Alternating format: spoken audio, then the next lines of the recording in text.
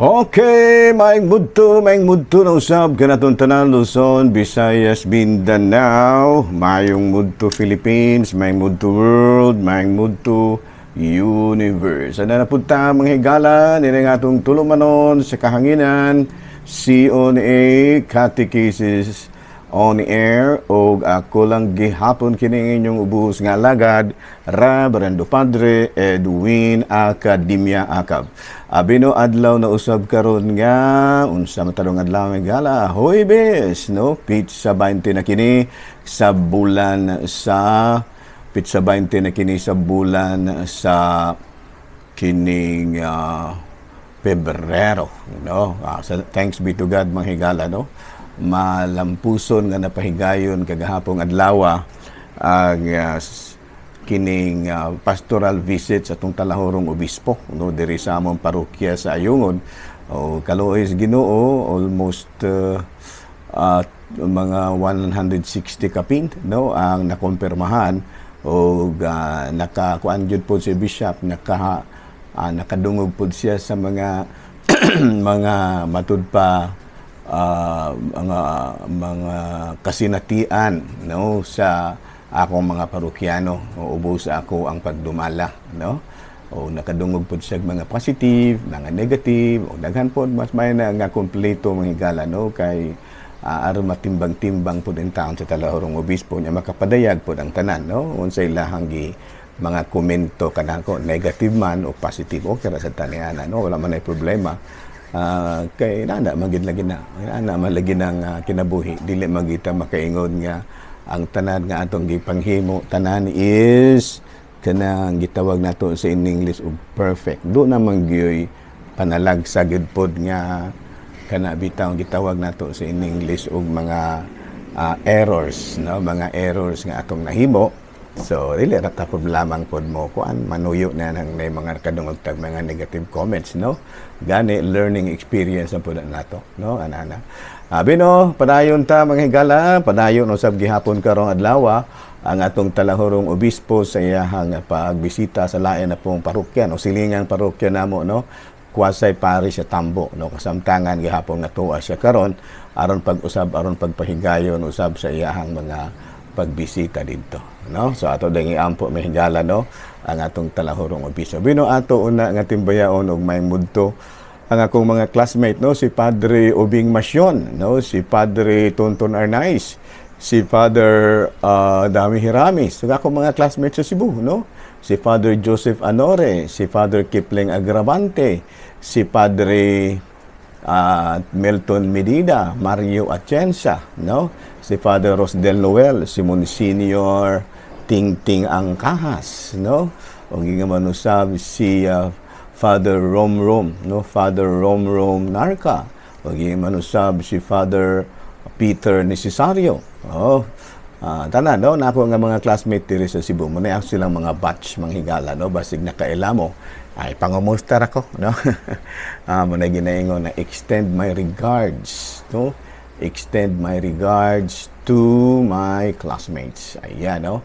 O niya, sa dito sa may maasin, no? Si Father Dodong Cordobes, si Padre Dodong Cordobes, ug daghan pang uban, no?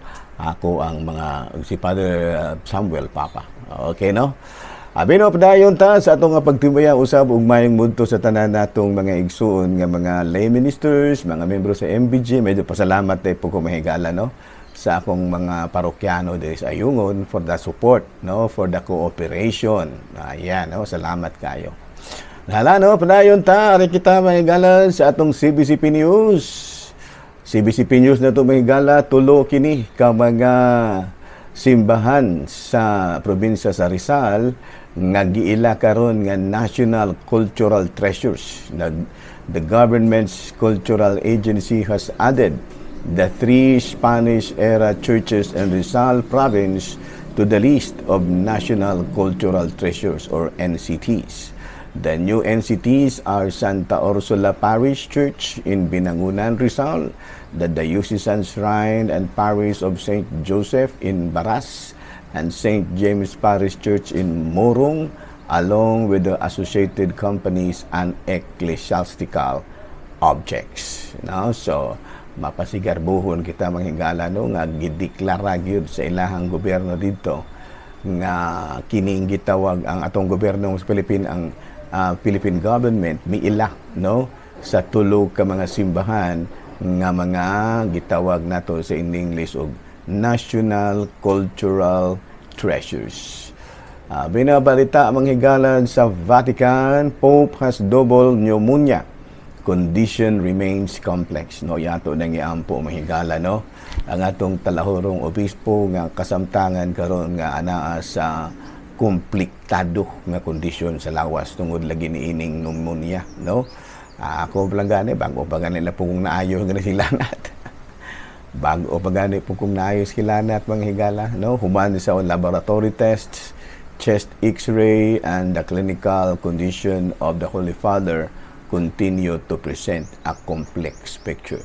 In a message to journalists on Tuesday evening, the Holy See Press Club press office gave the latest update on the Pope's health since he was hospitalized on Friday to receive treatment to bronchitis.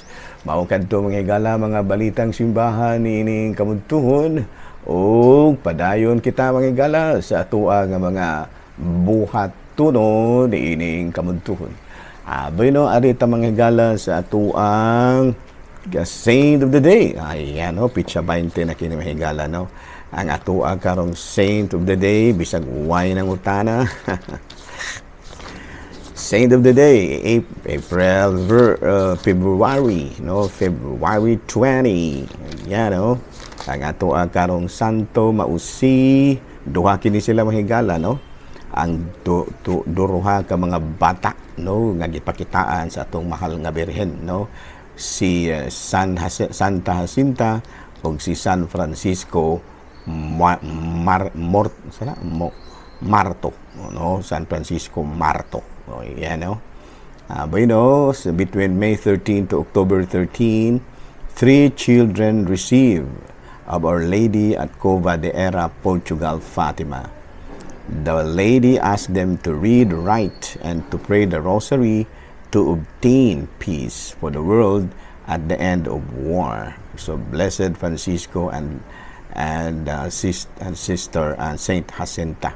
Gani, baguhay pa po, nahimo pong Santa kini si Santa Lucia. Nga bago pang namatay kini si Santa Lucia na itong 2005. So, karong adlaw mahigala, gihinumduman nato ang tutulok ka mga bata no si Saint Jacinta, si Saint Francisco Marto siguro ni Marto, and of course Blessed and Saint Lucia. Lahala no padayon ta mga galas sa tua nga mga buhatono ni ining kamudtuhon ug ari na ta mga higala sa atong katikisem. Yan no pangapangutana na ta. Ang atong mahal nga birhen aduna bay daghang anak gawas kang Kristo. For us Catholics, no, wala. Usara gyud no. Sa ilang pinulungan gitawag ang mga first degree cousin og igsuon. Si Santiago gitawag nila og igsuon, pero sa Biblia giila sila nga mga anak ni Alphaeus. When Jesus was dying on the cross, he left behind his mother to his apostle John. No, sa ato pa kung doon naman gani igsuon si ang atong Ginoong Jesucristo may puruhan ang iyang binlan sa iyang inahan mao ang iyang igsuon, pero tungod kay wala man siya igsuon, ang iyang igsuon mao man ang iyang igagaw, ang iyang kanang gitawag natong ang giilan niya nga igsuon mao gihapon ang iyang igagaw si San Juan no. How do we explain the doctrine about purgatory? No, nato naman ning na-explain mga higala no. Lang kita sa lain. How do we explain our praying the rosary? Ayan. Saan man nato pag-explika sa atong kanunay pag-ampo sa santos nga rosaryo? In the rosary, we meditate the mysteries of joy, sorrow, glory, and light. No? Kaya gitawag nato sa in English o kanang mystery of light. No? No, in the rosary, we meditate the mysteries of joy, sorrow, and light. This is composed of 25 decades recited in honor of a mystery of the Lord's life, prayer life. and that of His Blessed Mother. It is a perfect prayer because within it's the awesome story of our salvation. Ayan, no? Sa ato pa, ato magkong napamalandungan mismo ang atong Ginoo, ug yung manusab sa kining gitawag natong kinabuhi sa ato ang mahal nga Birhen. No, muna rason nga no, nga nagrosaryo ta kay ato laging gipamalandungan ang kining gitawag natong kinabuhi sa atong Ginoong Hesukristo ug ang kinabuhi usab mismo sa atong mahal nga Birhen. Ala no? The mystery of light. Sabi no, alang na itong wala makamemorize. Ang mystery of light, mao kining number 1, annunciation, visitation, nativity, presentation, finding in the temple. Unya sa sorrowful, agony in the garden, scourging at the pillar, crowning of thorns, carrying of the cross, and crucifixion. And sorrowful and glory, resurrection, ascension, descent of the Holy Spirit, assumption, and crowning of the Blessed Virgin. Dayong kining mystery of light, no, baptism, wedding at Cana, proclamation of the kingdom, dayong transfiguration, the institution of the Eucharist. Naso ta BWPTI. Ayan, no?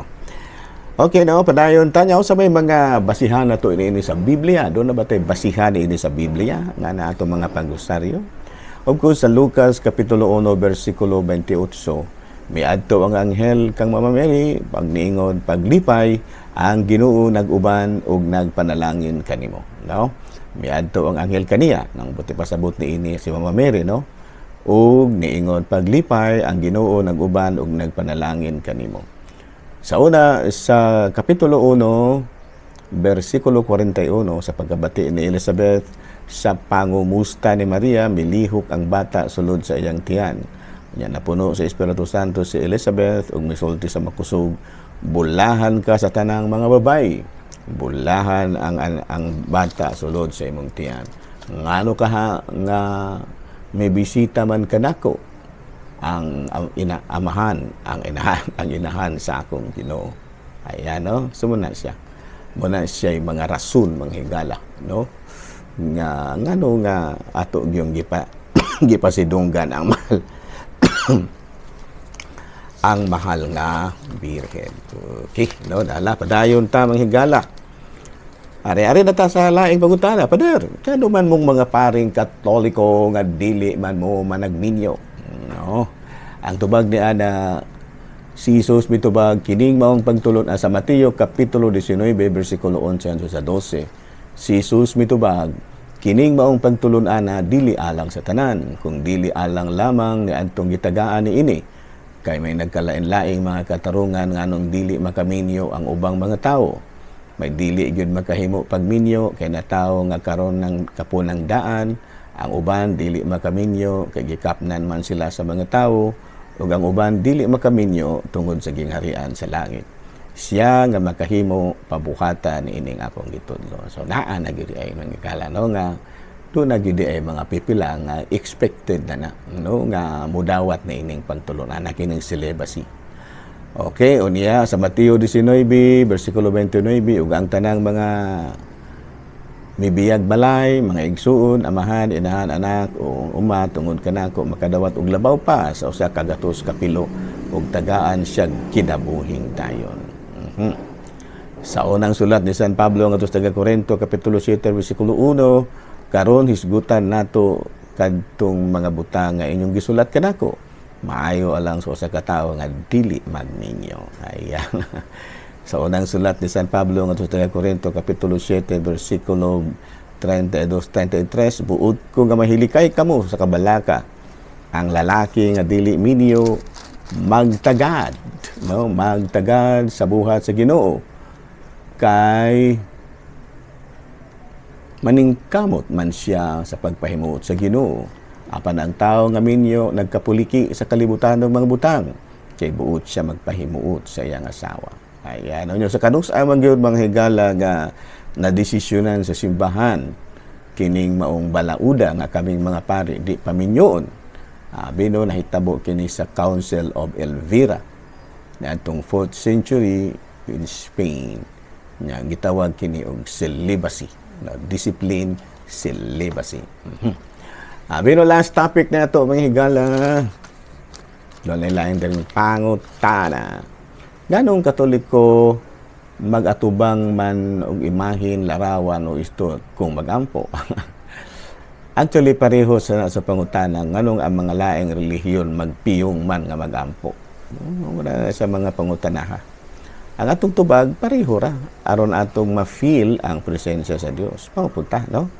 Kanang mga laing relihiyon nga magpiyong-piyong mo piyong yun, no? Wa din nakakitag tao aron ma-feel nila ang presensya sa Dios. Kita pod wala ta ni piyong pero nakita nato pinaagi sa kitawag natong mga imahe ang representation sa hitsura sa Dios. Moda nga ma-feel pod nato ang presensya sa Dios kung mag-atubang kita sa mga imahe. Pareho sabi ko ng rason na pangutan-an ng mga laing relihiyon nganong magpiyong man jud kuno mo be og dili nagyud ay mong mapiyong.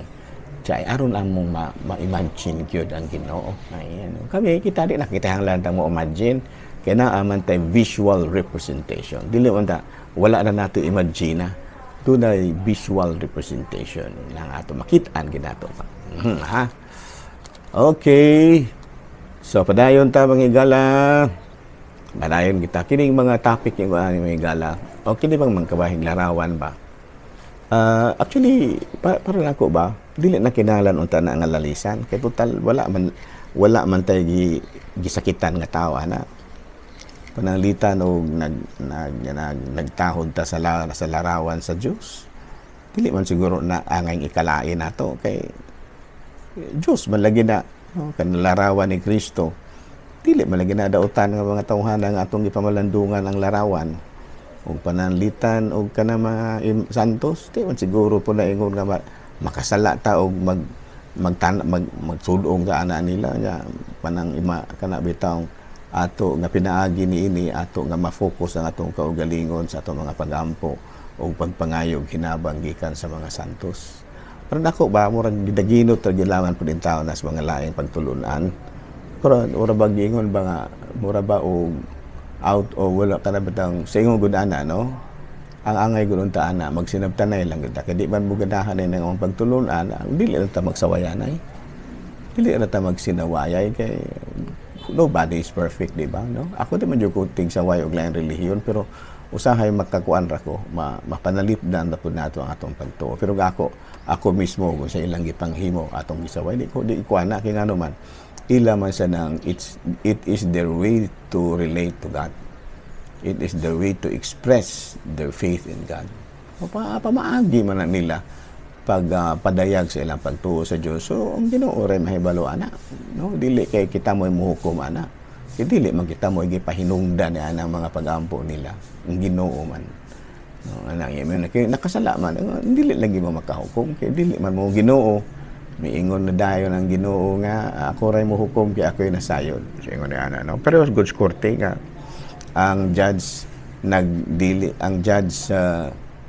wala naghukom binasi sa iyang kaugalingong kaugutong paghukom kung dili binasi niya ang iyang paghukom sa mga balaod nga gihimo sa kining gitawag natong society nga binasi sa pagtulunan ni Kristo. Sa ato pa kanang judge maghukom na sila dili man lang ilang kaugalingong kabubuton mo ilang gikuhaag base sa ilang paghukom mga baglaod man nga binasi usab sa pagtulunan sa Dios. Sabi no, balik-balikan lang gid nato na mahigala no kada bitaw mga panghukom na dili lang ta magpadala gid ana. Dili po dayon ta kita pa mga Katoliko ayaw pud mo dayon og yango po dayon og naa makadungog mo ana mga pagtulunan nga nagdaot sa ato ang mga debosyon kay pakutanaw sa no aron pud nga dili pud in taon ta murag patas ang laban ba.